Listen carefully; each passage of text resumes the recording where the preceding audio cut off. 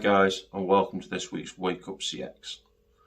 As I mentioned earlier in the week, this week's episode is all about taking ownership of situations. So I've recently passed my driving test. I left it quite late in life, but as part of that, we got a new car for the house.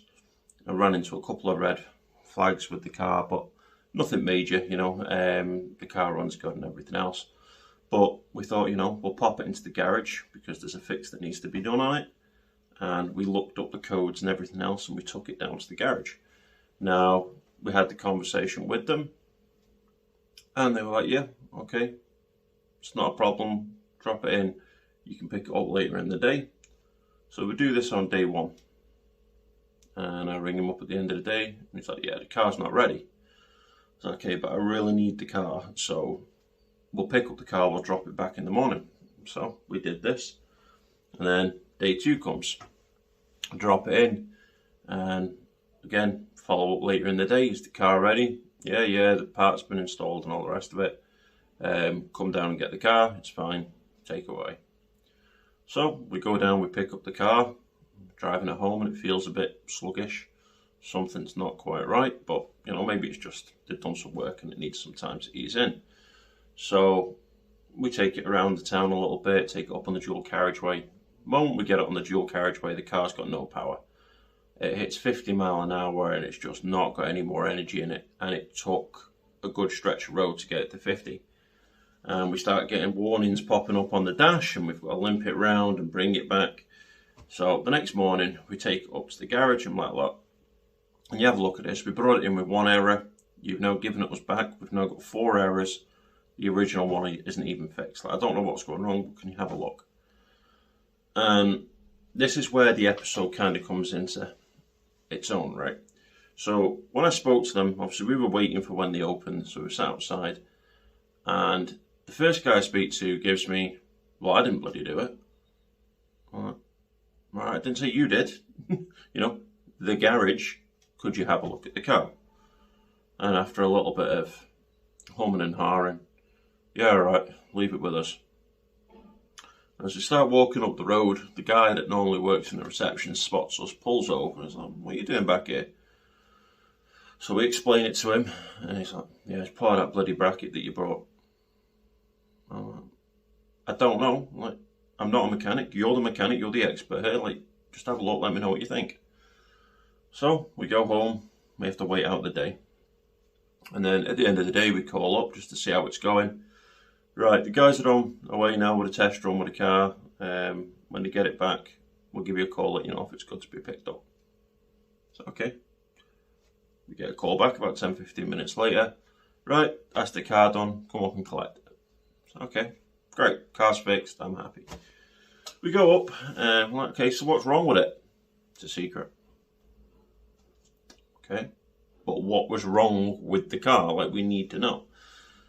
Yeah, so when they put it all back together, they forgot to connect one of the wires, so the engine wasn't getting the power it needed, and that was triggering all these other alerts and basically causing your system to go into a limp mode, so it wasn't functioning properly. I said, okay, it's fixed now, though, yeah? Great, took it out for a test drive, everything's fine. Now, throughout all of this, right, we were extremely frustrated because in every encounter and interaction with them, we were basically being told that there wasn't an issue or it was our issue or it wasn't something they had done. And it was extremely frustrating. We'd had an issue with this particular garage months and months back, and we were giving them a second chance after being overcharged for a fix previously. Now, when we took it and we were getting that it wasn't me that did it, it was just that's irrelevant, to the customer. We don't care which individual did it. It's about resolving the issue. So the priority for us was to have a working car. We take it in, it gets fixed. We just want a working car back. It seems fairly straightforward, right? It's a nice exchange of services. My money, they give me the service, they fix the car, and I get a working car. Great. But when he put the ownership onto somebody else, he was throwing his colleague under the bus. Which, well, would you want to work with colleagues that are going to throw you under the bus if you make a mistake? He could have just said, right, that's fine, leave it with us, we'll take a look. And then quietly went and had a word with his colleague, like, look, you did this work yesterday, something went wrong, could you have another look at it? If you need a hand, I'm here to help. That's all you need. Now, my wife also noted that when she went back up later in the day to collect the car, the guy that was in the reception was notably frustrated, shall we say, because he was supposed to be on his annual leave. He'd only came in to do some paperwork and then he was going to be leaving, but now he had to spend the day fixing our car, and he was angry with his staff because they hadn't fixed it the first time. Now, again, fairly understandable. You know, if you're due to be on annual leave and it's cancelled because of something outside of your control, you would be frustrated and you're going to be annoyed at the people that are causing that. But ultimately, it's his business and his responsibility to make sure his staff are doing their work properly. The people that were working on the car were new to the garage. These are younger guys, just qualified, and they were working on these cars without any sort of supervision or oversight. They're going to make mistakes, and those mistakes will then cost you time and effort and money. So, that's, again, an issue with him. He needs to take ownership for that. At no point should your customer see you passing the blame. Say I'm bringing on a client for Greenlight, and I get one of my colleagues that's doing the build to say, right, they're going to be in touch with you. And when they get in touch and they start coordinating things, and it then becomes my part is done. If that customer comes back to me and says they've got an issue, okay, they can raise the issue to me. I'll take ownership of that issue, and I'll manage that issue right through to its resolution, no matter what it is. Even if it's not me doing the work or somebody else, I'll take the ownership because they've raised the issue with me. I'm not going to say, oh, but this person didn't do it, or right, that's not my job, go speak to somebody else. If it's within my power or within my range to speak to people that can resolve the issue, I'll take the issue on and I'll take ownership.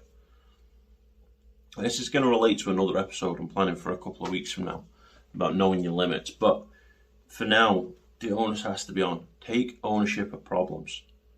Don't pass your customers from pillar to post to try and find a solution. Don't let your customers see all your inward challenges and all your inward struggles. It's not their problem. They should come to you with a problem and receive a solution.